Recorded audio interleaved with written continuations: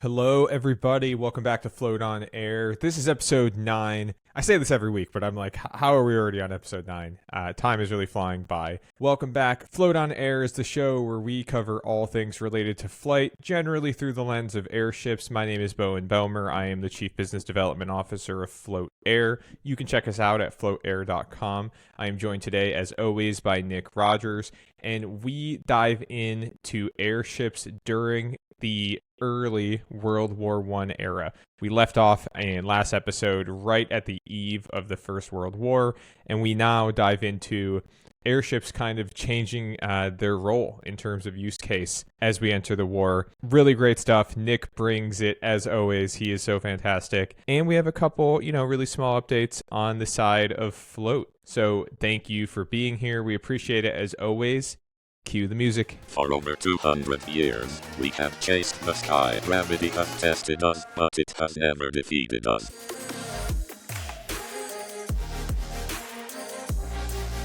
You're listening to Float on Air. Lift off, float on. We are back. Float Air episode 9. You would have already listened to the intro, so I don't know why I repeated that. I have good news since last episode. I fixed my microphone issue. So if anyone listened to the last episode and realized that I sounded terrible, I found out why, and I fixed it. So hopefully right now I do not sound terrible. Nick, you sounded great last episode, actually. Your audio. As ever. Yeah, true. How's it going, Nick? How you been? Well, yeah, all good, thank you. This week's been a bit of a blur so far. Just so much stuff with TEDx Orlando, coaching our speakers, getting the event ready, ticket sales carrying on, signing up more sponsors, kind of all systems go. It's been a good week. Remind us when TEDx Orlando is, the actual event. October 17th at the Orange County Convention Center in Orlando. So yeah, October 17th. So if you're a fan or enjoyer of Float on Air, you should go to TEDx Orlando on October 17th. Absolutely. You will have the opportunity to meet at least, a third, but really probably half the show, because Nick kind of counts as two people in terms of knowledge and what he brings to the table for the show relative to Ryan and I. And who knows, maybe I will try to make it as well. So maybe like 2/3 of the show. Absolutely. All welcome. Or I guess, what would that be? 5/8 of the show. I've lost track of the math. Someone's going to be like, that was wrong, and it probably was. But awesome. I'm glad you're doing well. I hope that that's progressing along nicely. I'm sure it'll be an awesome event. I've seen many videos and things from past events, and they're always really interesting to watch. So at the very least, looking forward to following it from a distance.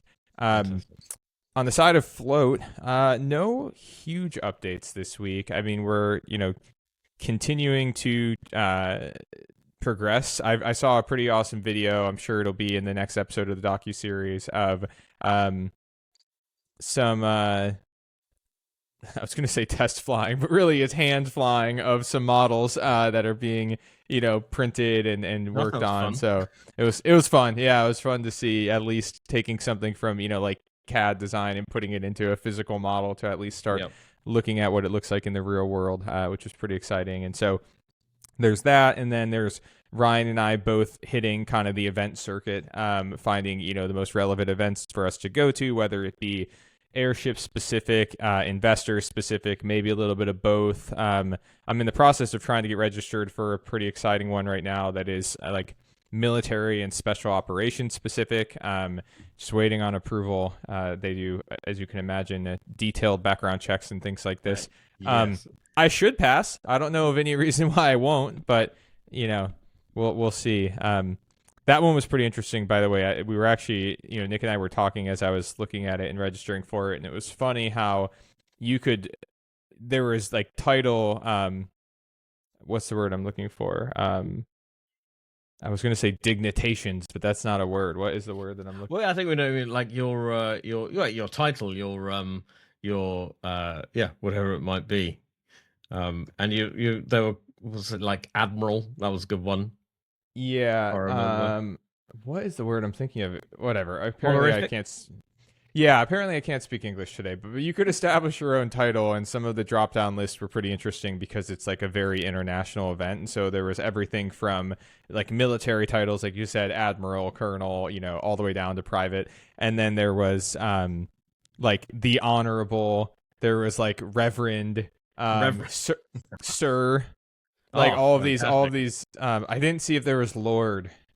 That would have been pretty Probably was. great. If you got Sir, you probably got Lord. I'm sure that there was. Yeah, I didn't happen to notice, but I'm sure that there was. But anyway, that was kind of interesting. I am just a Mister, as it is, but that's okay.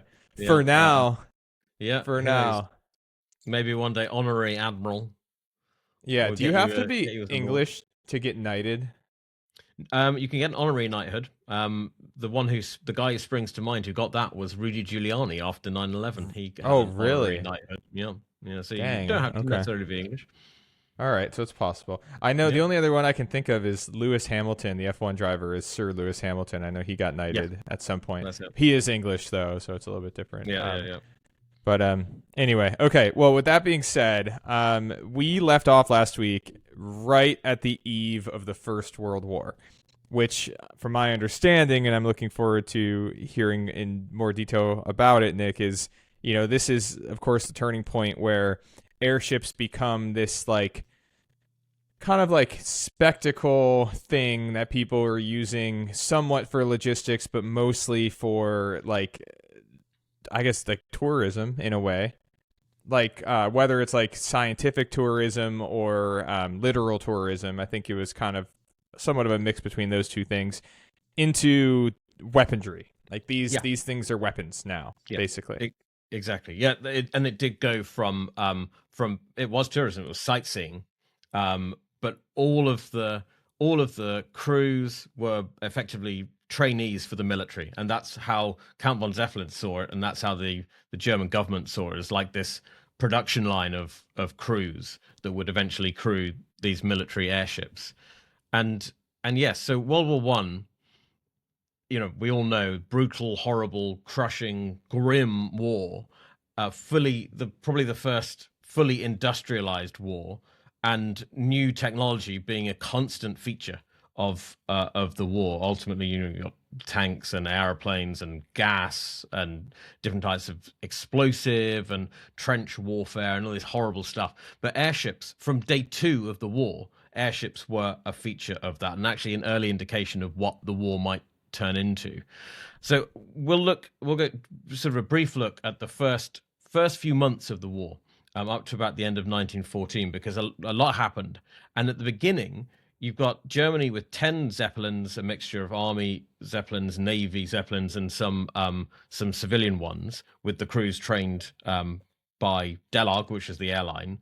And Germans thought that there was enormous potential of this technology. They saw, long range, high endurance, high payload. They were seen as, we look back now and they look a bit quaint and old, these old Zeppelins, but they were seen as like massively futuristic, like the sort of almost science fiction levels of futurism with these airships. And they could see how they could float above, cities and armies and navies. And they contrasted them with aeroplanes, which were almost useless at this stage of the war. So they thought that they had potentially a war-winning weapon here, basically, with the Zeppelin. That is interesting. I didn't realize. I guess I always assumed. Well, I know airplanes do become relevant in World War One, so I know that does happen right later on, maybe towards the end of the war.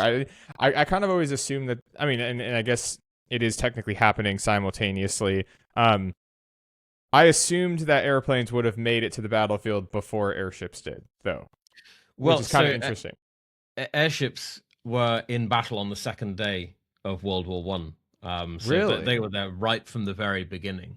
Whereas, airplanes were used, but they took a while to become useful. But ultimately, they do become useful. And as we'll see in future episodes, the strategic bombing of London was ultimately taken over by German airplanes. Rather than Zeppelins. But you've got all these Zeppelins, which have all this potential, but no real understanding of how they might be used in battle. There's no doctrine around them in the same way that there would be for battleships or destroyers or whatever it might be, or cavalry. So there's a thought they might be able to be used for reconnaissance, naval scouting, for bombing enemy infrastructure. There's definitely this idea of the Zeppelin as a symbol of German national pride, and a potential psychological weapon as well. But as we'll see, the German army actually lost a lot of airships before the Navy kind of worked out what the role ultimately was going to be. So I mentioned that you got Zeppelins coming in on day 2 of the war. This was in Liège, a place called Liège, which is in Belgium. It was part of the German invasion of Belgium, and Liège has got a number of fortresses that were in the way of the German army, basically. And they actually the Germans threatened that they're going to attack with Zeppelins because they thought the psychological impact would be so huge that the defenders, the Belgians, would actually surrender rather than subject themselves to that kind of attack. Well, and when they say attack with Zeppelins, is that it's effectively through the form of like literally dropping bombs off the side of it, right? Well, and actually at this point it is literal, because they have no bomb sites, they have no bomb racks, they didn't even have bombs. These are artillery shells with, you'd have a bomb that had fins on the end to steady it in flight. They tied pieces of cloth to steady the flight. So this is like ultimate amateur hour. Okay, because I was trying to think, if I'm Belgium and they're on like day 2, 3 or whatever of the war, and they're saying we're going to attack you with Zeppelins, and I'm like, what does that mean? Like, what do you mean you're going to attack me with Zeppelins? Would they even understand really what that meant? But I guess yes, the answer is yes. That means we're going to bomb you. So. I think so, because there had been bombs dropped from balloons and stuff before, so they would have understood what was going to happen to them. And ultimately, it was a damp squib, really. They attacked the night of the 6th of August. They dropped bombs kind of randomly. Almost 13 civilians were killed, and because they were flying quite low, they were vulnerable to not even artillery fire or anti-aircraft, but small arms fire, rifle fire, basically. And the airship that was involved in the raid, which was the Z6, an army airship, was so badly damaged that it got to Bonn, which future capital of West Germany, and was dismantled on site because it was so badly damaged. So if you think, it's almost farcical. This is the war-winning weapon for the Germans, the future of technology, and it dropped a handful of fake bombs, killed some innocent civilians, and was so badly damaged by small arms and rifle fire that it had to be dismantled in an emergency landing. So not the best the best record so far. I'm trying to imagine being the soldiers on the ground shooting it down with like handheld rifles and weapons, and it's this massive thing that's flying through the sky. Wow, quite an easy target, you'd think. If it was flying so low that it was in range of rifle fire, then it must have been a very easy target. Well, and I'm wondering too, like, these are all people who wouldn't. I mean, I guess I don't know the status of airships in Belgium, but I would imagine they didn't exactly have a large native airship industry there. So these are maybe people who've never really seen one before, at least in person, and probably not ever. Yeah. And they're just looking at this big thing like, should we try to shoot it? And they do, and it works, But then I wonder if because they were presumably been aware that it's full of hydrogen. So they may have been. Do you think they were? That's, I guess, one of my questions. Like, did they know it was full of hydrogen, or are they just like, how is this thing flying? I don't know. Like, what is the spread of like the technological understanding at that time? Like, how? Yeah, that's true. Because that's so obvious to us now that it's okay. It's going to be either hydrogen or like helium for a lot of companies nowadays. But yeah, would you even know that at the time? Or would it just be like this magic, massive thing that's flying and you don't really understand how it works? So you're kind of just like, it's a mystery. I don't know. Yeah, that's a really good question. Like, I would love to know. I need to talk to a Belgian historian who can tell me if the average soldier understood like fundamentally what was happening and how the ship was working. Yes, yeah. But I think regardless, they thought, well, we'll try and shoot it down. And it worked. They were successful. So yeah, and that was a kind of a bit of a pathetic opener for airships in World War One, and it doesn't really get much better because the next thing you've got is Antwerp, which was purely a terror raid. There was no military target whatsoever. It was a attempt to terrorize and I guess put it bluntly, to kill civilians as a way of reducing enemy morale. And it was the Zeppelin Z9. They dropped basically bombs again at random near the Royal Palace in Antwerp, killed 10 and injured 40. And there's a pretty vivid description from an American journalist called E. Alexander Powell, who's a war correspondent, and he was staying in a hotel in the center of Antwerp, and he said that just past 1 a.m. he heard a sound overhead that he said sounded like 1,000,000 bumblebees, and he saw out of the window this black mass in the sky gradually kind of become clearer. About 1,000 feet up, so not very high at all. And we'll see in later years of the war, airships would be climbing to 20,000 feet, so extremely high. But this was very, very low. So E. Alexander Powell basically he panics at first, and he starts running to safety, and then he thinks, no, I'm a journalist, I'm a war correspondent, I'm going to see what's going on. So he goes up to the roof of the hotel. And he is watching Belgian machine guns and rifles firing away, hundreds of troops firing away at this thing. Even policemen with handguns in the street blazing away at this airship overhead. The raid was basically useless militarily. It had no consequence other than Antwerp then had a blackout from 8 o'clock in the evening onwards. That was it. And really the only thing that's notable about it was that the guy who was leading is a guy called Ernst Lehmann, who survives the war, goes on to become one of the most important Zeppelin pilots of the post-war era, and ends up dying in the Hindenburg disaster.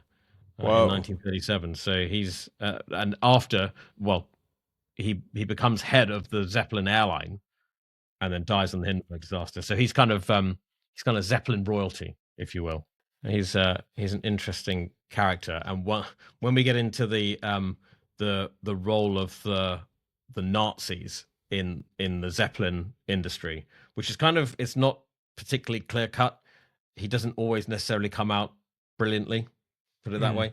I can imagine. Do, but yeah, some people come out well. Some people don't come out so well. He's one who doesn't particularly cover himself in glory. So that was Antwerp, and then you had actually a few days before that, the same week, Alsace. Wait, sorry, really quick. That Antwerp, that you said that was August of 1914. That's it. We're looking at August 24th for Antwerp. So all this is happening in the first month of World War One. Yeah, so this is very consolidated. Yeah, okay. Yeah.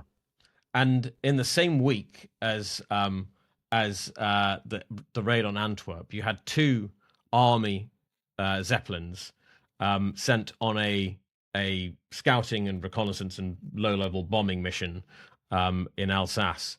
And they, again, it's interesting, your point about the Belgian army not understanding what a Zeppelin was. These 2 Zeppelins flew over the German army on the border, and one of them was subjected to extremely bad friendly fire.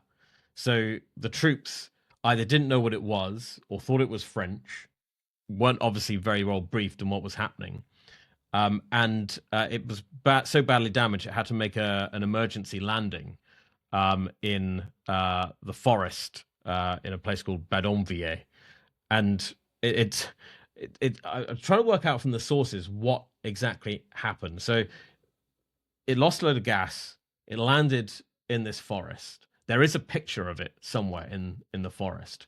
The commander burnt all their secret codes and the paperwork, and the crew got off the Zeppelin, and they tried to burn it, but it lost so much gas that they couldn't ignite the hydrogen, which to me suggests it must have, been basically falling out of the sky, and they were quite lucky not to die.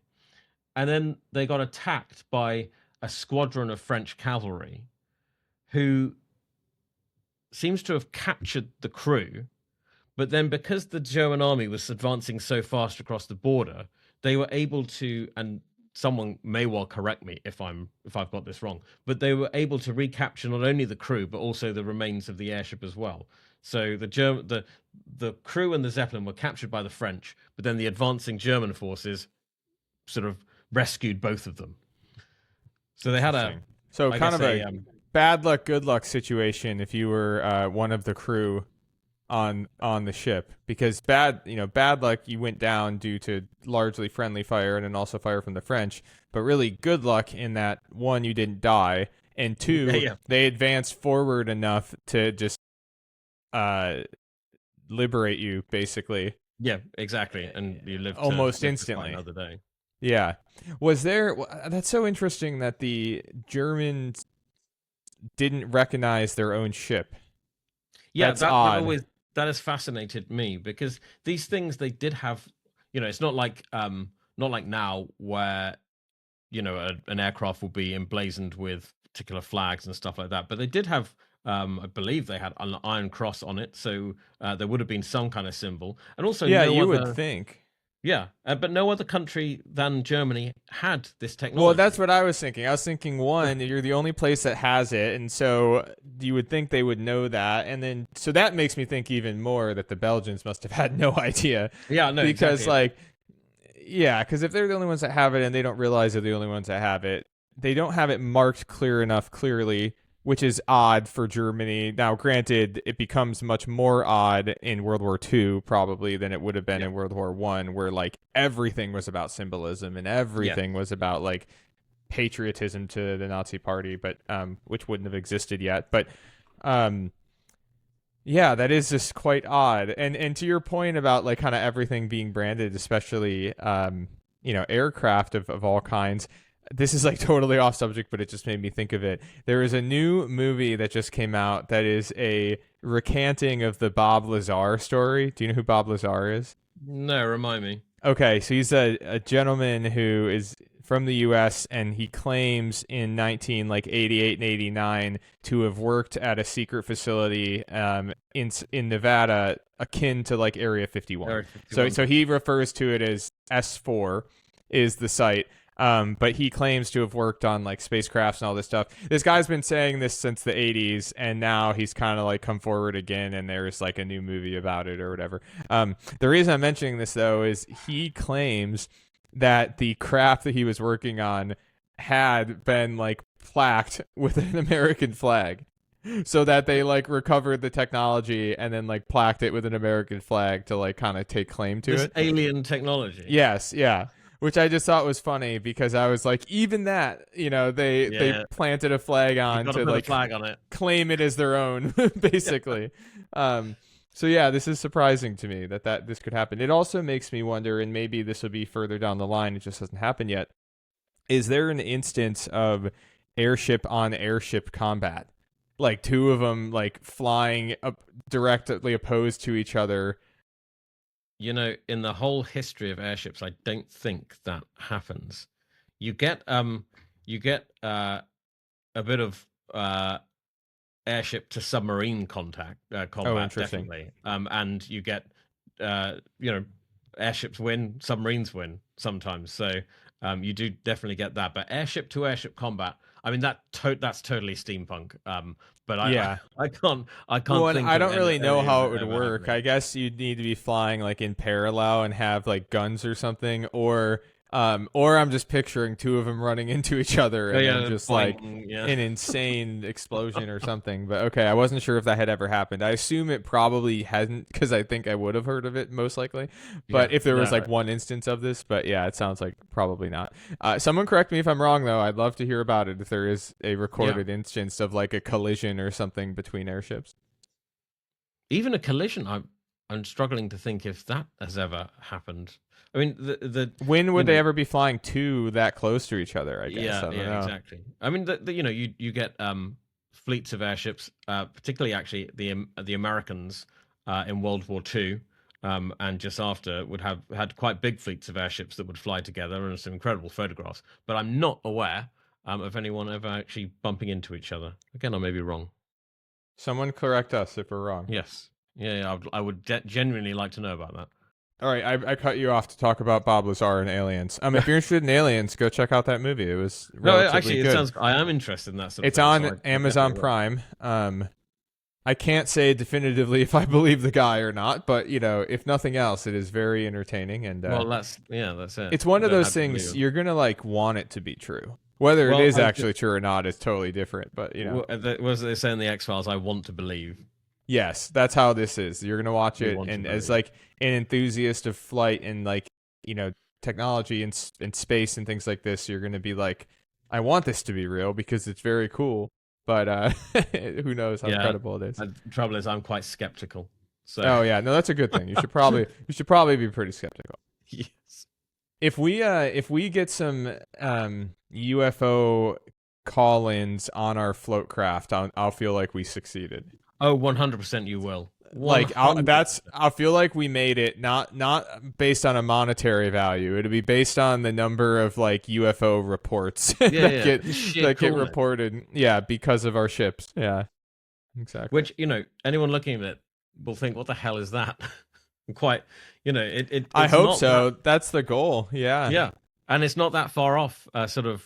Was like flying saucer-ish shape, is it? Kinda. I mean, as of now, it definitely, in my opinion, looks like the initial, designs look like alien enough that I think most people seeing it for the first time, especially if it's like a full, sized version of it, will be confused at the very least as to what exactly they're looking at. Excellent.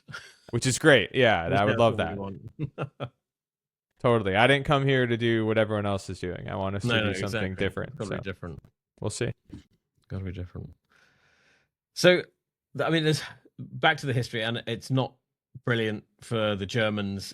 Those Zeppelins we were talking about that got lost by enemy fire, they were on the Western Front, but they also lost one on the Eastern Front in the Battle of Tannenberg, which I think is one of the largest battles of the war. And again, it was flying low. It was attacked and hit by ground fire. It was a German army airship, and the entire crew was captured by the Russians. So they lost that airship as well. So if you think we're just barely 1 month into the war, they've lost I think a total of 6 Zeppelins, only three left, and they were sent on low-level reconnaissance flights over the front lines. They were vulnerable to small arms fire, and they were shot down. So it really wasn't working for them, and you had insult added to injury because the British struck back, and actually this is where airplanes do start to play a role. So you had October 8th, 1914, Flight Lieutenant Marix, actually, I think his name was, of the Royal Naval Air Service. He flew a Sopwith, what was the name of the plane? A Sopwith tabloid from Antwerp to Düsseldorf. He dropped his bombs on the shed, and there was a brand new Zeppelin in there, the Z9. It exploded. It ignited the hydrogen. This airship exploded. Weirdly, the engines of the Zeppelins, which are sort of outside of the structure slightly, they were fine, but the whole rest of it was completely and utterly destroyed. So the Germans lost another airship in this raid. But I quite like another on top. So that's the 7th. Leaving 2 remaining. I think this must be the 7th. I'm kind of losing count now of how many they've lost. But Flight Lieutenant Marix, he got shot up on the way back, and he had to ditch his plane, and he stole a bicycle and cycled the 20 kilometers back No partly way. through enemy lines, I think. So he Just did like quite in well. uniform? Yeah. Imagine that. Oh my goodness. So that's kind of like, I don't know, it's almost like Indiana Jones level stuff, isn't it? Oh yeah, that's crazy. I'm picturing like, well, obviously it's a battleground, right? So I was picturing a kid just like playing with a ball outside, and then all of a sudden you see this like military official ride by on a bike really quick, fully in uniform, trying You to think, escape. hang on a minute, that's the wrong uniform. Yeah. Now I'm certain there weren't kids just playing outside like that, but just like in my head, it's just kind of what I was picturing of just like how absurd that would have been. Yes, right. We'll see. Actually, the Royal Naval Air Service, the British Royal Naval Air Service, becomes the branch of the British forces to use the most Zeppelins, and they use them. Again, we'll see in a future episode, in a very specific and very successful role, far more successful than Germans, and that was October 1914. This raid on Düsseldorf. So you get to the end of 1914, and it's not been successful for German airships, particularly in the army. But these ones that have all been lost were army airships, and you've got in the navy. It's called the Naval Airship Division, was the sort of the unit of the German Navy responsible for Zeppelins, basically. And the guy who was heading up that is called Peter Strasser, who we met briefly in our previous episode, and he had a completely different view of what Zeppelin doctrine would be. He thought that Zeppelin should be operated at night, flying high or in cloud cover, and they were supposed to be dropping bombs or doing high level reconnaissance, just ultimately not flying low. And he had Probably a good call. Yeah. Yeah, I know exactly. And again, it's one of those things you look back and you think, well, it's probably quite obvious, but they don't know any of this stuff really, not operationally. They're having to do trial and error and work it out as they go. So you got the German Navy, who've been using their Zeppelins for naval reconnaissance in the North Sea. But what they really wanted to do was attack England, the big enemy, the one that they want to knock out, the one they want to terrorize into surrendering. They want to attack England. But I would find this interesting. Kaiser Wilhelm was very, very reluctant to give the permission to do that, because he had always admired England. He didn't want to go to war with England. He was very closely related to the British royal family, so he was quite reluctant. But where he was reluctant, the people of Germany were incredibly keen to take the war directly to England through using Zeppelins.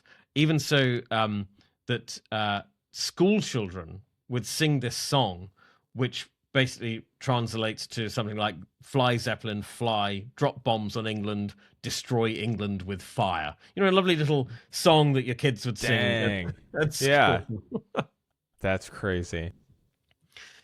And have you ever seen that video on social media? And it's like some type of school event in Pakistan, and they're like giving the kids the microphones. Yeah, and the kids like, "When I grow up, I want to be a pilot and destroy India," and everyone cheers. And I'm just like, "Oh my god!" And I will die for Pakistan. And yeah. The lady goes, "Oh, great! He will live for Pakistan." yeah. Like that's what it just reminded me of. Yeah. Well, but then that's I guess militaristic society. It does rub off on. It'll do that. Yeah. And so the pressure ultimately would prove too much. Popular pressure would prove too much, and we'll see that in the first months of 2015, you get a rather grim world first, which is the first sustained strategic bombing campaign against a country or a city, and that would be London. And in London, Zeppelins would get a new nickname of the Baby Killers. And we'll I think we'll pause there for this episode. And, we do have to do a slightly shorter. Yes, we do have to do a slightly shorter episode this week. We apologize, but that sounds like a good place to pause. Okay, one thing I'm curious about, though, and we were kind of touching on this, but it took losing 6 or 7 ships to be like, maybe we should fly these higher and also out of the line of sight. Like, Yeah. I feel like I'm trying to Yeah. imagine, okay, you put the first one out there, it gets shot down, and then you have someone sitting there being like, nah, that was just a fluke. Like, come on. Like, they're not going to do it again, right? And then they do it again, and same thing happens. And then even then, they're like 5 more times before they're like, Wow. okay, let's not do it this way. That's crazy to me. I don't get it. Maybe there's a rather sad lesson about World War One in that this happened time and time again. You know, with in the early years of the war as well, with going over the top and storming trenches. You know, this time it'll work. If we just do it again, it'll work. Yeah. I don't know. This was, I guess, all new territory for people, and True. potentially they were working out their tactics, didn't understand why it didn't work. So, you know, next time they'll just do it all better. I don't know. Fair enough. I do have the benefit of hindsight to understand why that was a really bad idea. So maybe, you know, in the throes of war, having had the information that they had, I wouldn't be quite so like, this is obvious. How did you not think of this? Yeah, but exactly. but with hindsight, it feels wild that was not just like realized immediately. Like, Yes. okay, we shouldn't do it this way. Maybe we shouldn't do this. Yeah. But yeah, you know, fair enough. That's a fair point. Before we do get out of here, though, Nick, I know that you had flagged a news story as well, and I know you sent this to me, but I will let you intro it since it was your find. Credit where credit is due. Sure, thank you. Well, it's an interesting story, actually. The Indian Air Force is looking for Indian defense companies to come forward for a design for a medium altitude heavy lift airship, which will be used for surveillance and communications. But interestingly, they're looking at being supported and powered by hydrogen. So that's new as far as I'm aware, in both counts, in fact. And the other thing is that, again, as far as I'm aware, there isn't, and I don't think ever has been, a homegrown Indian airship industry. So they are going to be starting a little bit from scratch on this. But as we've seen with China, if a nation of size and heft decides to put their weight behind something like this, they can have results pretty quickly, scarily quickly, in fact. Yeah, absolutely. Well, and unfortunately, as of right now, it claims that they are exclusively looking for domestic involvement in this. So if you are listening to this and you are in India and you would like to be involved with Float, reach out, because Yes. I would love to have our foot in the door here. No, that is very interesting, and it's especially, to your point, interesting that they are exploring hydrogen. And hopefully the tides are turning a little bit on. I hope people are starting to realize kind of what we've been saying with a lot of our development and content through Float, that things are different today than they were, you know, when hydrogen airships were the predominant form of airship. And we believe that the technology has advanced such that it can be safely contained, it can be safely utilized, both as a use case for buoyancy, lighter than air, and also potentially as a fuel source. And we are now at a time where, like, it is viable to do this in a way that would not have been viable even a couple years ago. And so the rules and regulations have to kind of catch up to that fact. And it seems to be, even, you know, with things that we're not at all involved in, other people are maybe coming to this conclusion, which is ultimately great. Yeah, it's definitely something I'm hearing more and more in a way that I wasn't hearing 5-10 years ago. In fact, it was quite different, I think, back then. And I think stories like this one from India show that if we are not willing to rethink the way things are done, or the way things have always been done, then we, and I say we, I mean, I guess in the West, will be left behind. And we'll lose out on this new technology and all the benefits it could potentially bring to other nations. Mm-hmm. And I think if we're kidding ourselves that there isn't competition between nations, then that's just a ludicrous position to take. Oh, So totally. we need to make sure that we're always at the cutting edge of aviation technology.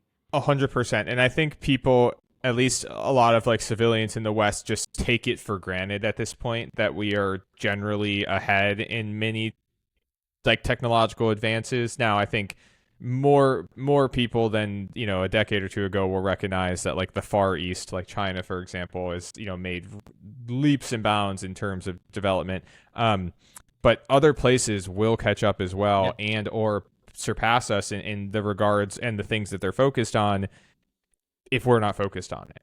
And I think especially when you account for things like AI, we're going to get to the point here where everybody has access to just like seemingly unlimited intelligence, and it's just a question of what do you use it to focus on, and what are your rules and regulations in terms of like how it can be used. So we'll see. I mean, our thesis, of course, is that we're at the right place and right time to make something like this happen. And we invite you to join us on the journey, whether it's through, watching Float on Air, watching the docuseries, hopefully both, or getting involved in other capacities, that we'll have down the line. So anyway, with that, we will see. A little bit of a shorter episode, but we appreciate everyone for jumping on and listening. And Nick, as always, thank you for your time and research and expertise. It is heavily appreciated and enjoyed. I learn a ton every time we talk. I'm glad. I absolutely love it. I could talk about airships for hours. Perfect. Well, you will, so that's good. All right. Bye, guys. Take care. You're listening to Float on Air. Lift off, float on.